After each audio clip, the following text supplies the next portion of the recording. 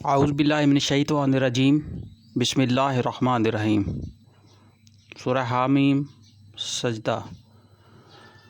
یہ منکرین حق کہتے ہیں اس قرآن کو ہرگز نہ سنو، اور جب یہ سنایا جائے تو اس میں خلل ڈالو، شاید کہ اس طرح تم غالب آ جاؤ۔ ان کافروں کو ہم سخت عذاب کا مزہ دیں گے، اور جو بدترین حرکات یہ کرتے رہے ہیں ان کا پورا پورا بدلہ انہیں دیں گے۔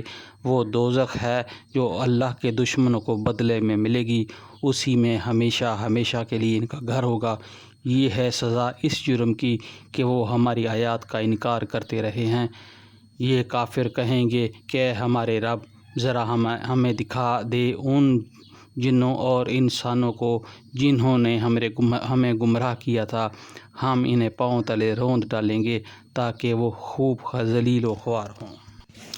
جن لوگوں نے کہا کہ اللہ ہمارا رب ہے اور پھر وہ اس پر ثابت قدم رہے، یقیناً ان پر فرشتے نازل ہوتے ہیں اور ان سے کہتے ہیں نہ ڈرو نہ غم کرو اور خوش ہو جاؤ اس جنت کی بشارت سے جس کا تم سے وعدہ کیا گیا ہے۔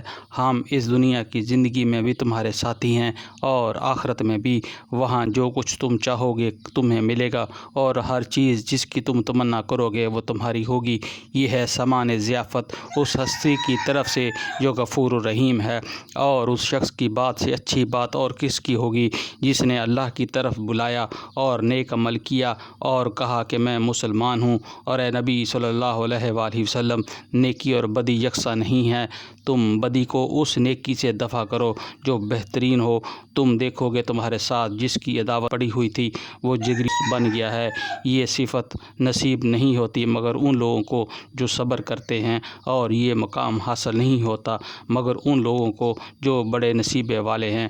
اور اگر تم شیطان کی طرف سے کوئی اکساہٹ محسوس کرو تو اللہ کی پناہ مانگ لو، وہ سب کچھ سنتا اور جانتا ہے۔ اللہ کی نشانیوں میں سے ہیں یہ رات اور دن، اور سورج اور چاند کو سجدہ نہ کرو بلکہ اس خدا کو سجدہ کرو جس نے انہیں پیدا کیا ہے، اگر فی الواقع تم اسی کی عبادت کرنے والے ہو۔ لیکن اگر یہ لوگ غرور میں آ کر اپنی بات پر اڑے رہیں تو پرواہ نہیں، جو فرشتے تیرے رب کے مقرب ہیں وہ شب روز اس کی تسبیح کر رہے ہیں اور کبھی نہیں تھکتے۔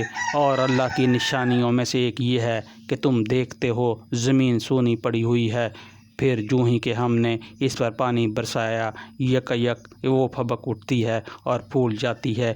یقیناً جو خدا اس مری ہوئی زمین کو جلا اٹھاتا ہے وہ مردوں کو بھی زندگی بخشنے والا ہے، یقیناً وہ ہر چیز پر قدرت رکھتا ہے۔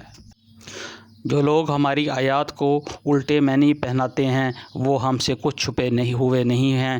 خود ہی سوچ لو کہ آیا وہ شخص بہتر ہے جو آگ میں جھونکا جانے والا ہے، یا وہ جو قیامت کے روز امن کی حالت میں حاضر ہوگا۔ کرتے رہو جو کچھ تم چاہو، تمہاری ساری حرکتوں کو اللہ دیکھ رہا ہے۔ یہ وہ لوگ ہیں جن کے سامنے کلام نصیحت آیا تو انہوں نے اسے ماننے سے انکار کر دیا، مگر حقیقت یہ ہے کہ ایک زبردست کتاب ہے، باطل نہ سامنے سے اس پر آ سکتا ہے نہ پیچھے سے، یہ ایک حکیم و حمید کی نازل کردہ چیز ہے۔ اے نبی صلی اللہ علیہ وآلہ وسلم، تم کو جو کچھ کہا جا رہا ہے اس میں کوئی چیز بھی ایسی نہیں ہے جو تم سے پہلے گزرے ہوئے رسولوں کو نہ کہی جا چکی ہو۔ بے شک تمہارا رب بڑا درگزر کرنے والا ہے اور اس کے ساتھ بڑی دردناک سزا دینے والا بھی ہے۔ اگر ہم اس کو اعجمی قرآن بنا کر بھیجتے تو یہ لوگ کہتے کیوں نہ اس کی آیات کھول کر بیان کی گئیں۔ کیا ہی عجیب بات ہے کہ کلام اعجمی ہے اور مخاطب عربی۔ ان سے کہو یہ قرآن ایمان لانے والوں کے لیے تو ہدایت اور شفا ہے، مگر جو لوگ ایمان نہیں لاتے ان کے لیے یہ کانوں کی ڈاٹ اور آنکھوں کی پٹی ہے۔ ان کا حال تو ایسا ہے جیسے ان کو دور سے پکارا جا رہا ہو۔ اس سے پہلے ہم نے موسیٰ علیہ السلام کو کتاب دی تھی اور اس کے معاملے میں بھی یہی اختلافات ہوا تھا۔ اگر تیرے رب نے پہلے ہی ایک بات طے نہ کر لی ہوتی تو ان اختلافات کرنے والوں کا درمیان فیصلہ ہو چکا دیا جاتا، اور حقیقت یہ ہے کہ یہ لوگ اس کی طرف سے سخت اضطراب انگیز شک میں پڑے ہوئے ہیں۔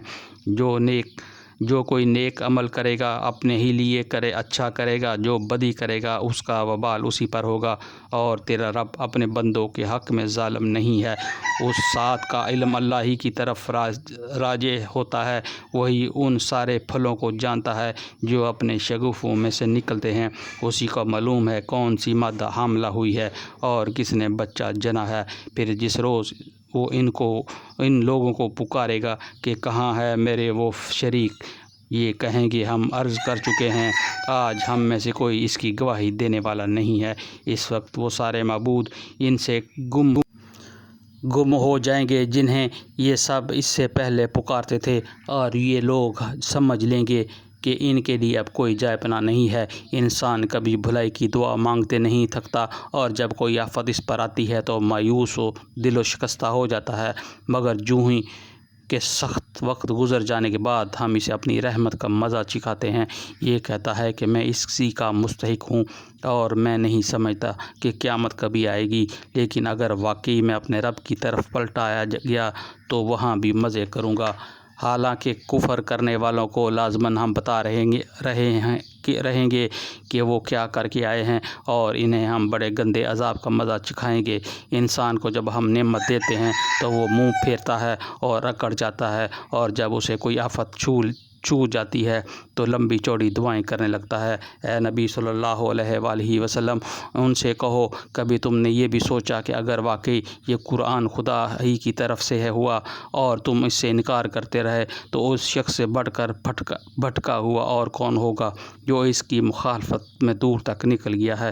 عن قریب ہم ان کو اپنی نشانیاں آفاق میں بھی دکھائیں گے اور ان کے اپنے نفس میں بھی، یہاں تک کہ ان پر یہ بات کھل جائے گی کہ یہ قرآن واقعی برحق ہے۔ کیا یہ بات کافی نہیں ہے کہ تیرا رب ہر چیز کا شاہد ہے؟